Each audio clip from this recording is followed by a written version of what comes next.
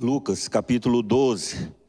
Eu gostaria de pedir a você que abrisse a sua Bíblia para Lucas, o Evangelho de Lucas, capítulo 12.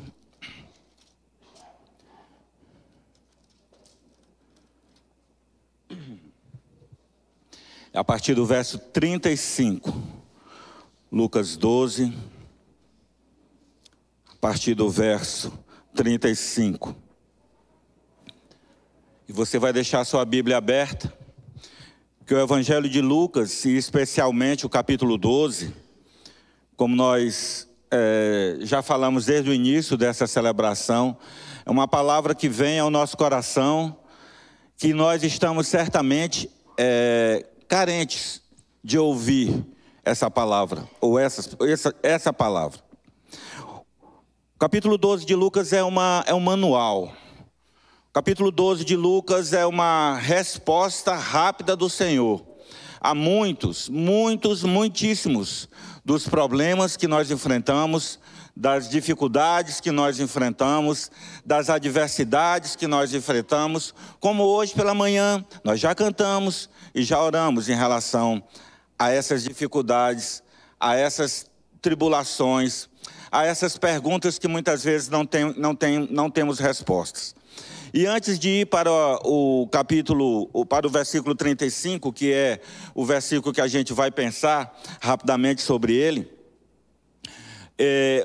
o início do capítulo 12 de Lucas é muito importante porque o autor, ele divide algumas palavras ou alguns temas importantes da nossa vida hoje, na atualidade. Então, Lucas 12, no capítulo 1, no versículo 1, a narrativa bíblica vai falar sobre o fermento dos fariseus e a hipocrisia. Que é a hipocrisia? O sentimento da hipocrisia. E Deus nos exorta através da sua palavra, para que nós possamos tomar cuidado com o nosso comportamento hoje, em relação ao que um dia foi o fermento dos fariseus, que a palavra de Deus está chamando de hipocrisia. A hipocrisia é aquele sentimento em que você aparenta algo que você não é. É uma falsidade. Às vezes você e eu somos machucados, somos magoados por alguém ou por algo, e aí nós dizemos que faltou sinceridade, e esse outrem foi, de uma forma ou de outra, hipócrita, não é? E aí a Bíblia fala que nós não podemos ter esse tipo de comportamento, nesse pedaço aí de Lucas, capítulo 12, no versículo de 1 a 12. Então, o versículo de 1 a 12, Lucas vai tratar da questão da hipocrisia. Como nós não devemos nos portar. Como nós não devemos ter comportamento uns com os outros, de dentro da comunidade de fé, de fora da comunidade de fé. Lucas 12, de 13 até o versículo 21, a admoestação será contra a avareza. Lucas 12, no mesmo Lucas 12, o tema primeiro é a hipocrisia, o combate à hipocrisia, e Lucas 12 vai falar da avareza. De onde está o nosso coração? Onde está resumido a primícia da minha vida? Aquilo que eu ponho prioridade. E aí o texto vai falar daqueles homens e mulheres que têm o seu coração aqui nesse campo terreno, que ditam a sua vida, que têm a rota da sua vida programada nas coisas que são daqui desse mundo, daqui desse reino. E Lucas vem dizer para mim e para você que nós não devemos agir assim, com avareza de coração, tem Mamon, que é o Deus do dinheiro, Deus da riqueza, a prioridade, porque nós não sabemos que dia que o Senhor virá. Certamente Ele virá, mas nós não sabemos o dia. Então Lucas dividiu o capítulo 12 exatamente para nos falar disso. Você está se sentindo, ou eu estou me sentindo, numa situação em que eu estou tendo dificuldade de ter o meu comportamento, de saber como eu vou me comportar. Vai para Lucas 12. Lucas 12 fala da hipocrisia.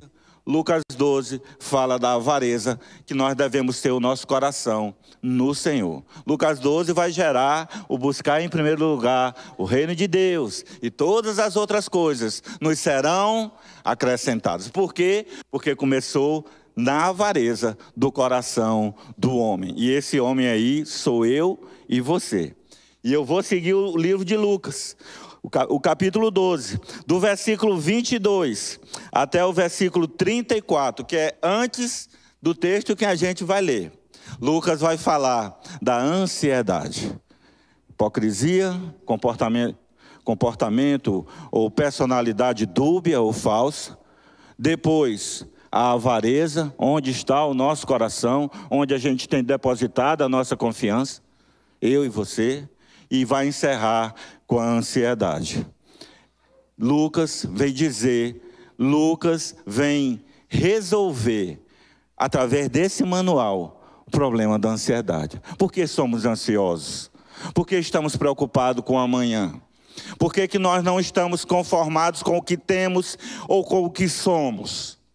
A Bíblia fala disso. A Bíblia vai ensinar isso para crentes, vai ensinar isso para não crentes. O que a gente chama de incrédulo, né? Os crentes e os não crentes. A Bíblia vai falar da ansiedade.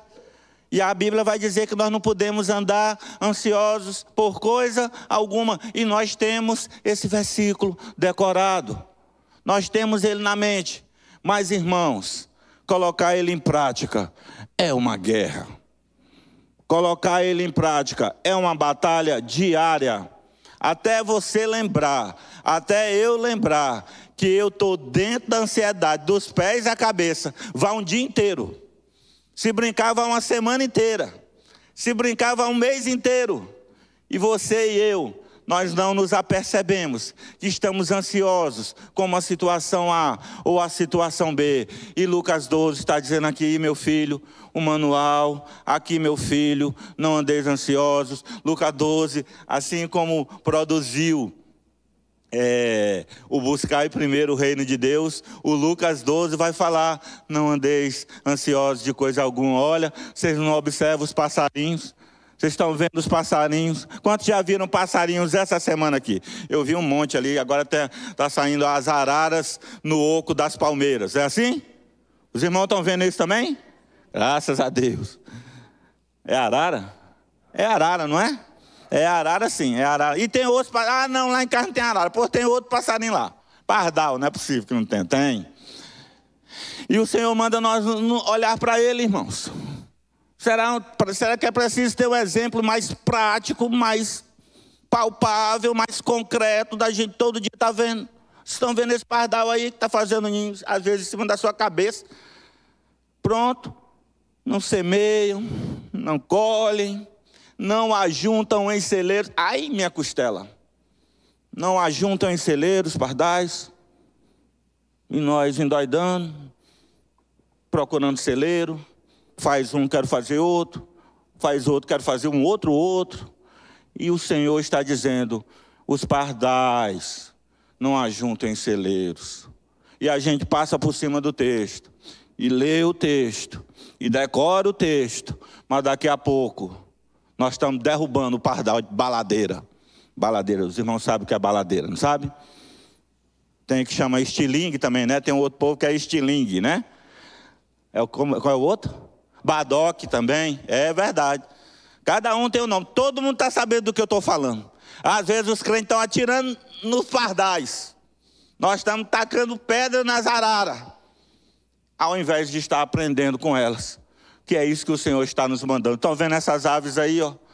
Elas são muito mais suscetíveis a dificuldades. E eu cuido delas porque que eu não iria cuidar de vocês, que são os meus filhos, que são aqueles frutos do meu consolo diário, do meu acalento diário. Se aquieta, minha gente. Aquieta.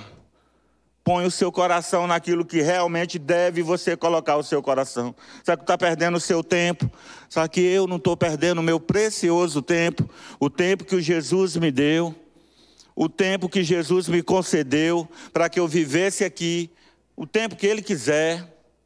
Mas no tempo que Ele quiser que eu viva aqui, eu tenho que viver aprendendo com as aves do céu. E a ansiedade, vocês não precisam ter isso no coração, porque eu sei da vida de vocês. Às vezes Deus está lá do céu, irmãos, e Ele está olhando para nós aqui, nós não se aquietamos, para cá, para lá, para cá e para lá. E a gente vai ver isso. O começo do livro de Lucas, o começo do capítulo 12 de Lucas vai falar de uma cena assim. E a gente não se aquieta. Às vezes aqui na igreja, a gente vem para a igreja, e na igreja a gente não se aquieta. Nós estamos preocupados com como é que vai ser o mês que vem, o que é que vai falar, o que é que o pastor vai dizer, onde o pastor vai fazer, o que é que nós vamos comprar, o que é que nós vamos... E se Jesus chegar agora? Chegou, PIB. Jesus apareceu aí, chegou, PIB. Nós desistimos porque nós acreditamos nisso, irmãos. Amém? E eu não estou falando de escatologia, que a gente gosta teologicamente de dividir as coisas. Estamos falando de Bíblia. O Senhor virá a segunda vez, igreja. E quando o Senhor virá, quando o Senhor vir, Ele vai chegar para nós e dizer: e aí, minha gente, vocês que são meus, cadê vocês? E nós na empresa, nós na escola, eu com o menino, vocês com o seu, na sua empresa, e nem lembra. E vamos assustar também. Os crentes não podem se assustar quando Jesus voltar. Não se assustem. Não se assuste. Jesus voltou. Meu Deus, que surpresa. Que surpresa. Jesus voltou. Não temos direito a ter essa surpresa.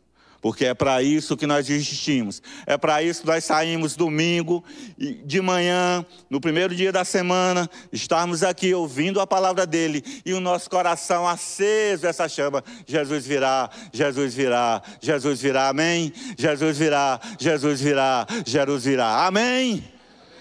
Quando ele resolver que vai vir. Quando o Pai disser, vai lá, completa a ação. E nós, enquanto ele não tiver completado a sua ação aqui de vir para arrebatar a sua igreja, nós temos que estar aí sim, como o versículo que nós vamos ler agora, Lucas 12, 35. E nós vamos ler esse texto para que a gente possa concluir esse raciocínio, que nós não podemos estar com o nosso coração e o nosso comportamento primeiro na hipocrisia. Não podemos ser avarentos, ter o nosso olhar nesse campo terreno aqui, das coisas que vão acabar. E nós não podemos ser ansiosos, nós temos que depositar no Senhor a nossa força, a nossa coragem. E a igreja tem que estar alegre fazendo isso. Alegre porque acredita na promessa do Senhor. O Senhor nos prometeu, o Senhor vai cumprir a sua promessa, porque Ele não arreda uma vírgula da sua promessa. Não arreda. Ele não é nós, não é homem. E Ele não arreda daquilo que Ele falou, a sua promessa. Então, nosso coração, dos que são de pouco tempo, dos que são de muito tempo, tem que estar com a chama viva. Jesus vai voltar, Jesus vai voltar. E é isso que interessa. É isso que interessa, é nisso que nós anelamos, é isso que nós desejamos, é a volta do mestre, é a volta do noivo. E o texto que nós vamos ler aí vai falar disso aí. Lucas 12, a partir do 35, a parábola do servo vigilante. E eu vou ler esse texto, do 12, do 35 ao 42, que diz assim: cingido esteja o vosso corpo, e acesa as vossas candeias, sede vós semelhantes. Sede vós é nós, sede vós aí é nós, eu, você, sede vós, semelhantes a homens que esperam pelo seu Senhor, ao voltar ele, o Senhor, das festas de casamento, para que quando o Senhor vier e bater a porta, logo lhe abram. Senhor chegou, pá, porta abriu. Senhor bateu, pá, porta abriu. Logo lhe abram. Ah, será que é o Senhor? Não sei se é o Senhor. Vou esperar mais um pouco. O Senhor bateu, a gente tem que estar alerta. Logo lhe abram. Eu ia ler na versão, mas só por causa disso, a versão sumiu. Pronto, já voltou. Bem-aventurados aqueles servos a que o Senhor, quando vier, os encontre vigilantes. Em verdade vos digo que ele há de cingir-se e dar lugar-lhes a ele à mesa, e aproximando os servirá. Vou parar aí, pode voltar. Pronto. O 35 diz que a gente precisa cingir o nosso corpo. Cingir o nosso... esteja cingido no vosso corpo. Esse cingir aí significa que nós devemos estar preparados para o trabalho, para o serviço, para o reino de Deus. Nós temos que estar sempre preparados. Quem é da roça, ele cingido na agricultura, não tem mais nem isso. Mas ele tem que estar com a enxada na mão direto. Não tem mais nem enxada, mas tem uma máquina, não sei o quê. É assim, irmão? Fala o nome de uma máquina aí, irmão. Trator, pronto. O trator tem que estar ligado, nem que seja no ponto morto ali, mas tem que estar, pronto. Está o quê? Cingido. Está cingido, esse é o significado da palavra. Preparado. Ah, eu sou professor, pronto, o pincel tem que estar na minha mão, ou o giz, do tempo que era do giz. Está ali na minha mão. Chegou... trator está ligado, pincel está pronto, e o pincel tem que estar com tinta. Não pode estar faltando tinta, não. Eita, não está escrevendo. Não, tem que estar pronto. Quem é de outro trabalho aí? Ah, eu sou não sei o que lá da justiça, juiz, pronto. O processo tem que estar aberto. Aberto, você já leu, já conheceu, já no ponto de proferir a sentença. Ah, eu trabalho no órgão público lá, o seu processo está do jeito. E para nós é a mesma situação. A mesmíssima situação. O nosso corpo, nós precisamos estar cingidos. O 35 falou que nós temos que estar alerta. E aí o 37 diz assim: bem-aventurado aqueles a quem o Senhor, quando vier, encontre todo mundo cingido, encontre todo mundo atento, encontre todo mundo vigilante. Quando o Senhor chegar, não vai dar susto em ninguém, não vai surpreender ninguém. Porque aí há o contrário do cingir.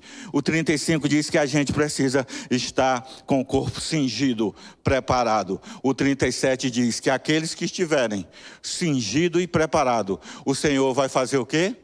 Vos afirmo, depois da parte de baixo, vos afirmo que ele, o Senhor aí, ó, ele há de cingir vocês. Ele vai nos preparar. Ele vai estar perto de nós. Ele vai estar com toda a sua glória, como se estivesse nos servindo. Que a Bíblia diz que ele vai dar lugar à mesa a quem? Aqueles que são vigilantes. Aqueles que são vigilantes serão chamados à mesa. Aqueles que serão vigilantes, o Senhor vai fazer o que com eles? Vai se Pode ler, irmão, é a Bíblia aí, pode ler. Aproximando-se os servirá. Aí já é o Senhor conosco. Aí já é o Senhor conosco. Pensa na bênção disso, irmãos. Pensa na maravilha disso. O Senhor nos servindo ali, cingindo, aproximando, sentindo o nosso cheiro. E graças a Deus não vamos ter mais cheiro humano aí, que é para não passar vergonha no Senhor. Mas está todo mundo cheiroso, todo mundo perfumado, com o perfume santo dele. E ele dá essa promessa aí, porque aqueles que estiverem atentos, isso é Bíblia, nós não vamos negociar com isso. E isso foi ontem, isso foi ao tempo do evangelista Lucas, foi o tempo do servo de Deus Lucas, é o tempo nosso hoje, é o tempo de amanhã, até que o Senhor volte para arrebatar a sua igreja. Nós temos que estar preparados, cingidos para o serviço e falar da graça de Jesus. Falar da graça de Jesus. E o que é graça? E o que é a graça de Jesus? Ah, irmão, o senhor fala tanto, pastor fala tanto, todo domingo, pastor está aqui, pastor Tomás está aqui falando, domingo passado o pastor estava falando sobre frutos.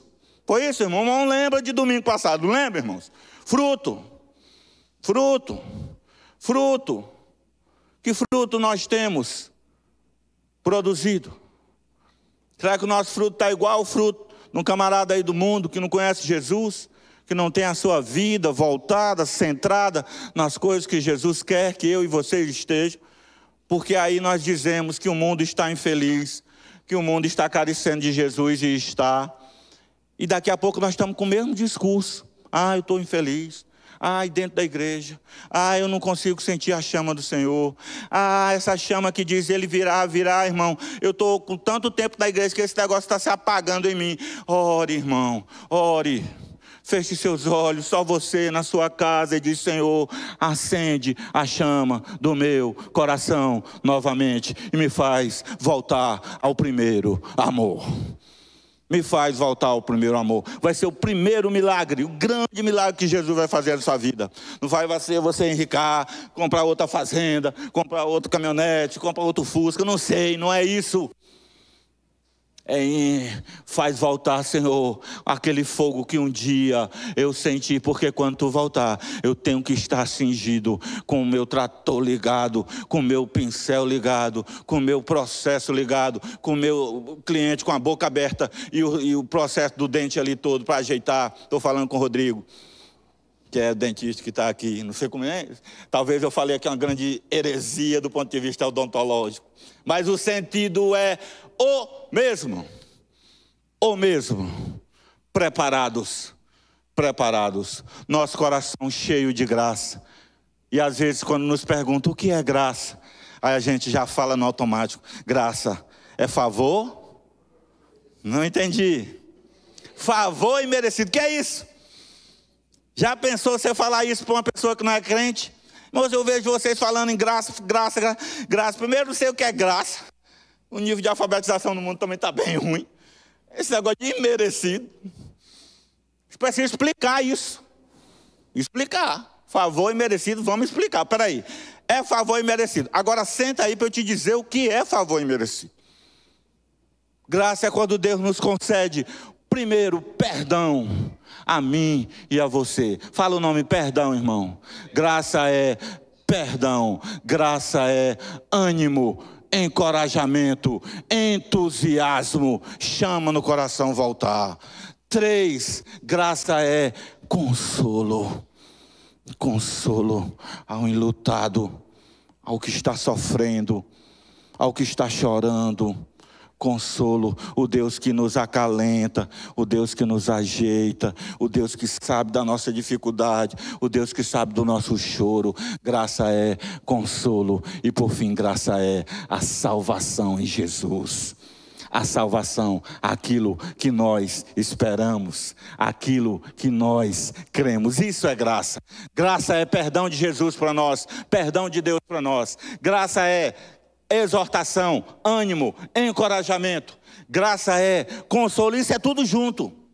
Graça é consolo e graça é a salvação da nossa alma, da nossa vida. Isso, irmãos, não pode estar fora do nosso repertório de fé, porque quando alguém perguntar qual é a razão da sua fé, qual é a razão da sua fé, pule na frente dele e fale: a graça de Cristo, e emende que é perdão, ânimo, consolo e salvação para mim e para você que está perguntando. Nós precisamos ter a cada dia essa chama viva, senão a gente corre o risco de se acostumar com a nossa vida. E nós, pela nossa própria natureza, eu estou falando de mim, nós temos a tendência de nos acostumar com a situação que nós estamos. E eu vou dar um exemplo para encerrar. Nós estamos trabalhando ali como igreja do Senhor, e os irmãos sabem disso, em várias áreas aqui, fora da igreja, fora do templo, que é nisso que nós falamos, e é disso que nós falamos aqui, que a igreja não é aqui. Não é assim, irmãos, que nós estamos aprendendo, que o pastor está secando aqui de falar? É ou não é? Que a igreja não é aqui, que a igreja não é essas 4 paredes, que a igreja não é a liturgia, essa arquitetura nova aqui que foi configurada. Não é nada disso. A igreja é lá para fora, lá para os que estão carentes da graça. Lá para os que estão carentes da graça. É lá para fora. Não é para você viver em si mesmado, a igreja viver para dentro, em si mesmada, só pensando nela. Não. Quanto mais a gente for assim, deliberado, amando, olhando para Jesus e fazendo o que Jesus fez. Jesus amou as pessoas. Jesus teve compaixão das multidões. Foi isso, irmãos? Foi isso ou não? Foi isso ou não, irmãos? Jesus teve compaixão das multidões. Jesus chorou pelo amigo. E nós, do alto da nossa sapiência, sabedoria, coração duro, não temos a coragem, o discernimento para entender que é assim que Jesus quer que a gente viva, olhando para o outro, tendo compaixão do outro, tendo misericórdia do outro, não passando ao largo, como na parábola do samaritano. Muitos passaram ao largo, muitos passam pelas pessoas que estão morando na rua, e às vezes até eu já fiz isso, eu fiz isso, sobre o vidro do carro. Quando era de manivela, era manivela assim. Agora é só aperta o botão que o vidro sobe, para fingir que não está vendo. Mas está lá a ferida. Está lá a ferida. E eu não quero saber o que causou aquilo. Eu não, até posso saber, mas o motivo principal não é eu saber porque uma pessoa está na rua, porque uma pessoa está numa clínica de recuperação. Irmão Júlio César esteve lá essa semana, irmão Rafael também estiveram lá essa semana, irmão Juvencio também.